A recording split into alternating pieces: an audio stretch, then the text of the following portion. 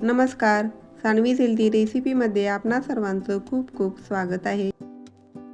आज मी बनवणार आहे मकर संक्रांत स्पेशल तीळ आणि गुळापासून बनवलेली रेवडी.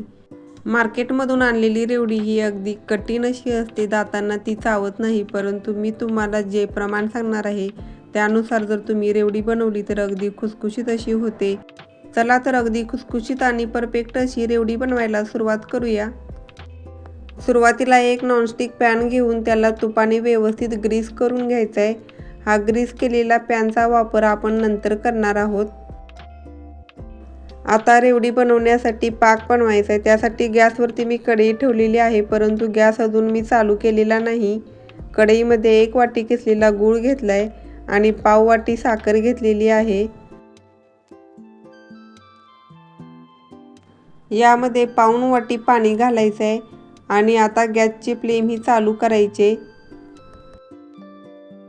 गूळ आणि साखर विरघळेपर्यंत सतत हलवायचं आहे आणि गॅसची फ्लेम ही मोठीच ठेवायची.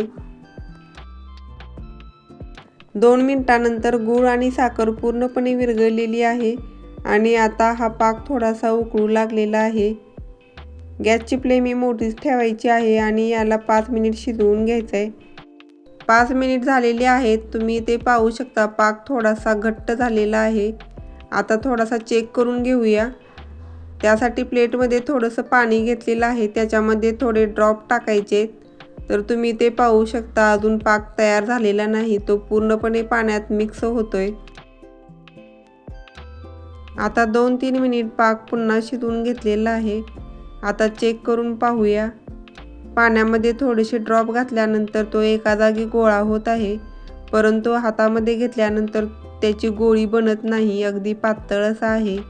त्यामुळे हा पाक पुन्हा आणखीन शिजवून घ्यायचा आहे. आता गॅसची फ्लेम ही लो करायची आहे, कारण पाक हा कधीही बनू शकतो. 2 मिनिट शिजवून घेतल्यानंतर पुन्हा पाक चेक करायचा आहे. आता इथे तुम्ही पाहू शकता, एका जागी पाक हा लगेच गोळा झालेला आहे आणि हातामध्ये घेतल्यानंतर त्याची गोळी तयार होते.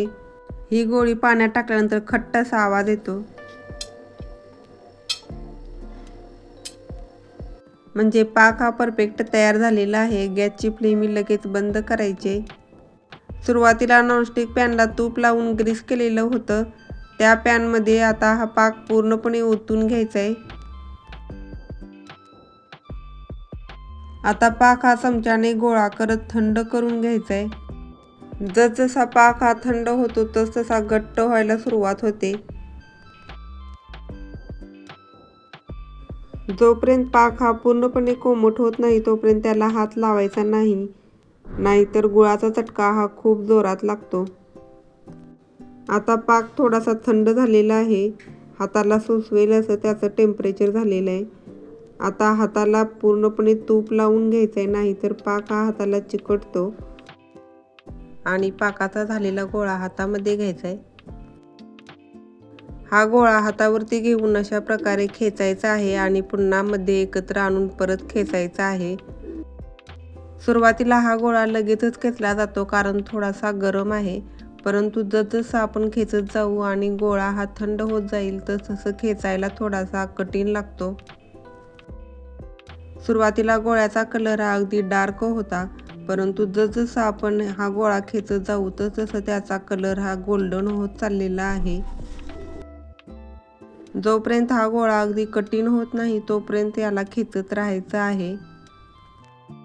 5 ते 6 मिनिटांनंतर हा गोळा कठीण झालेला आहे. आता यात हे मिश्रण असं एकसारखं करून घ्यायचं आहे आणि व्यवस्थित पसरवून घ्यायचं आहे. हे मिश्रण पसरवून घेण्यासाठी तुम्ही खाली चॉपर किंवा एखादं ताट वापरू शकता, कारण नंतर हे मिश्रण आपल्याला कट करून घ्यायचं आहे, त्यासाठी देखील सोयीचं पडेल. अशा पद्धतीने हा गोळा लांब करून पसरवून घ्यायचा आहे. त्याला एकसारखा असा आकार द्यायचा आहे. आता याला चाकूने थोडंसं कट करून घ्यायचं आहे. पूर्ण खालीपर्यंत कट करायचं नाही, फक्त वरूनच थोडासा चाकू प्रेस करायचा आहे.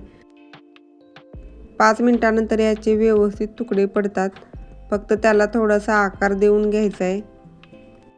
अशा प्रकारे सर्व तुकडे पाडून त्याला व्यवस्थित आकार देऊन घ्यायचा आहे. इथे मी सर्व तुकडे पाडून त्याला व्यवस्थित आकार देऊन घेतलेला आहे. आता पुढची स्टेप करण्यासाठी तीळ भाजून घ्यायचे. इथे मी पाऊण वाटी तीळ घेतलेले आहेत.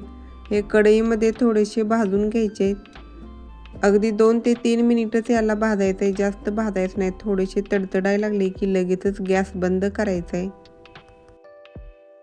गॅस बंद केल्यानंतर 1 मिनिट थांबायचं आहे आणि तीळ थोडेसे कोमट झाले की त्याच्यामध्ये बनवलेल्या सर्व रेवड्या टाकायच्या आहेत. आता तुम्हाला असं वाटेल की याला तीळ कसे चिकटणार, तर तीळ थोडेसे गरम आहेत आणि याच्यामध्ये रेवड्या घातल्यानंतर गूळ हा लगेचच पातळ व्हायला सुरुवात होते आणि त्याला लगेचच तीळ चिकटले जातात. लगेचच 1 मिनिटाच्या आत या रेवड्या ताटामध्ये काढून घ्यायचे. जर तुम्ही कढईमध्ये जास्त वेळ ठेवलं तर गूळ पूर्णपणे वितळून जातो. आता या रेवड्या गरम झाल्यामुळे थोड्याशा पातळ झालेल्या आहेत, तर हाताने प्रेस करून याला व्यवस्थित आकार द्यायचा आहे. अशा पद्धतीने सर्व रेवड्याला मी व्यवस्थित आकार दिलेला आहे. अगदी छान अशा रेवड्या तयार झालेल्या आहेत. रेवड्यावरून जरी थंड झाल्या असल्या तरी त्या आतून खूप गरम असतात आणि तुम्ही जर लगेचच खायला गेला तर त्या अगदी चिवट अशा लागू शकतात. परंतु 2-3 तासानंतर जर तुम्ही खाल्ल्या तर तुम्हाला समजेल की ह्या अगदी खुसखुशीत अशा बनलेल्या आहेत. तुम्हाला तीळ आणि गुळापासून बनवलेली खुसखुशीत रेवडीची रेसिपी आवडली असेल तर या मकर संक्रांतीला तुम्ही नक्कीच बनवा.